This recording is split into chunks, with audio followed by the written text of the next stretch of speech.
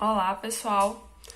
Dando continuidade ainda, falando sobre cromossomos, agora a gente vai falar sobre cariótipo. Como o título aí já diz, o cariótipo ele vai ser a nossa coleção de cromossomos. Vai ser importante a gente lembrar que a coleção de cromossomos ela vai variar de acordo com as espécies com relação ao número, né? Em relação ao número de cromossomos.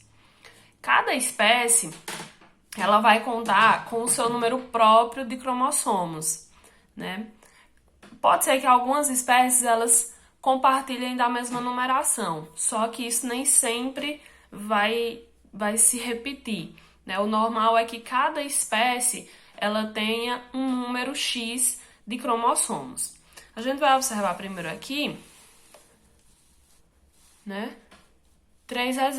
4 exemplos, na verdade.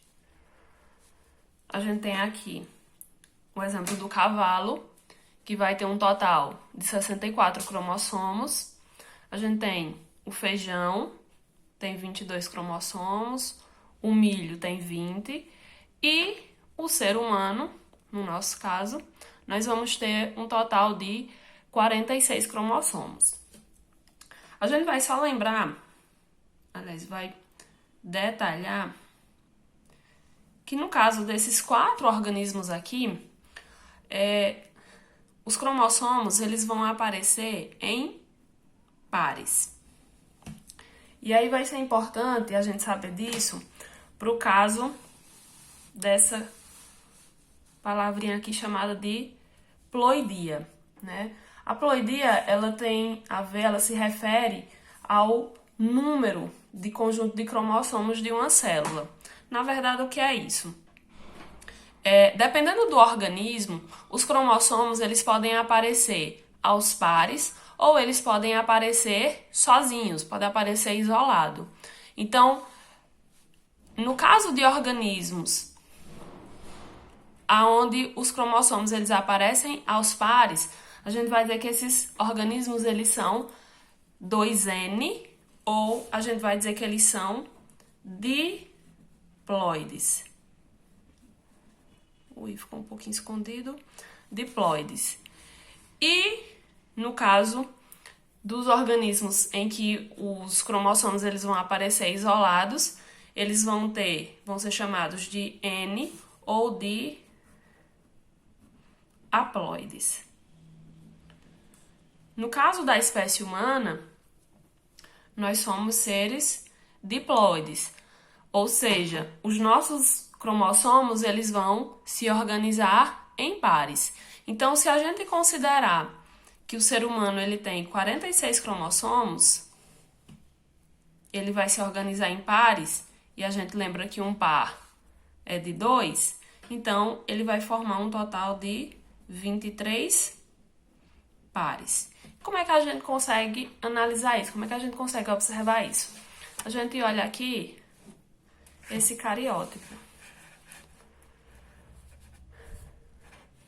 Aqui, se a gente contar, a gente vai ter, né? Aqui eu tenho esses filamentos. Cada filamento desse aqui, ele vai representar um cromossomo. E se a gente observar, eles estão todos assim, de pares, né? Então, no total eu vou ter 46 cromossomos, mas como eles estão organizados em pares, eu vou ter um total de 23 pares, certo? Lembrando que o 23º é esse que tá aqui, ó. Ele tá um pouquinho deslocado, mas esse é o 23º, o último par. Esse último par de cromossomos, na espécie humana, ele vai ser chamado de par de cromossomos sexuais, porque é ele que vai indicar se a pessoa é do sexo masculino ou se ela é do sexo feminino. E aqui, só analisando, dá pra gente observar que essa pessoa aqui, ela seria uma pessoa do sexo masculino. E aí você vai me perguntar assim, mas por quê? Aqui tem um X, não sei se dá pra ver, e aqui tem um Y. E a gente vai lembrar que quem tem um cromossomo sexual diferente é o homem, né? O homem é quem é XY.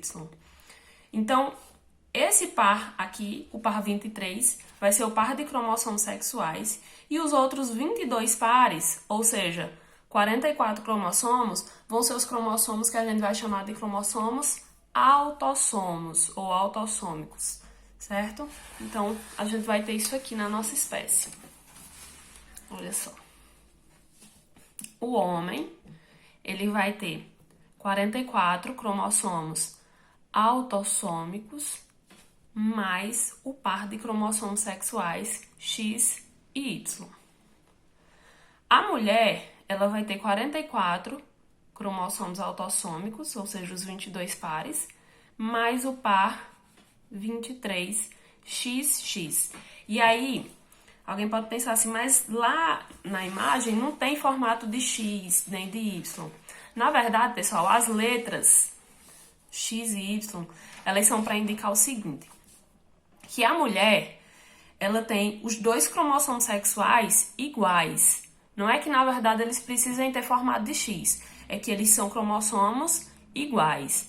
Quem tem o cromossomo sexual diferente vai ser o homem. E aí esse cromossomo sexual diferente vai ser representado por Y. Então, como é que eu sei que aqui, mesmo que não tivesse o Yzinho aqui, eu iria saber que isso é de um homem, porque o cromossomo X, ele é um cromossomo maior. E o cromossomo Y, ele é um cromossomo menor. Logo, eu sei que eles não são cromossomos iguais, idênticos, certo? Como é que isso iria se apresentar?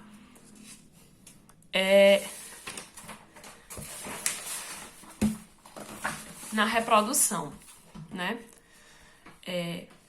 Eu tenho aqui a mulher e eu tenho aqui o homem.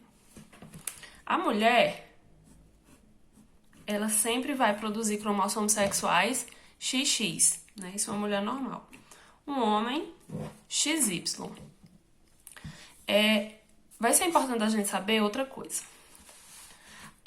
As células que têm os 23 pares de cromossomos são as células chamadas de células somáticas. Certo? Elas têm 23 pares, então elas têm um total de 46 cromossomos. São células somáticas. Vão ser todas as células do nosso corpo, exceto menos as células reprodutivas. Certo? As células reprodutoras, elas vão ter somente 23 cromossomos. E aí não confundam aqui, ó, porque aqui eu tô falando de 23 pares. Se são 23 pares, eu tenho um total de 46 cromossomos. Na célula reprodutora, eu tenho 23 cromossomos. Não estou falando de pares. É como se eu pegasse esses 46 cromossomos aqui e dividisse eles no meio. Quando eu divido, aí eu vou ter óvulo, que é a célula reprodutora feminina, e vou ter o espermatozoide, que é a célula reprodutora masculina. Se cada um deles só tem 23 cromossomos, eles estão recebendo só metade daqueles 46, então eles só vão receber uma das células reprodutoras. Um dos cromossomos sexuais. Então, o óvulo, como a mulher ela sempre vai ter cromossomo X, o óvulo ele sempre vai ter que ser X, porque a mulher ela só tem um tipo de cromossomo sexual. O homem, ele vai conseguir produzir dois tipos de espermatozoides. Ele consegue produzir um espermatozoide X e ele consegue produzir um espermatozoide Y. E aí, no momento da fecundação, se eu tiver uma fecundação aqui, óvulo X mais espermatozoide X, eu vou ter a formação de uma menina. Agora, se esse óvulo for fecundado pelo espermatozoide Y, aí eu vou ter um menino, ok? Até a próxima aula.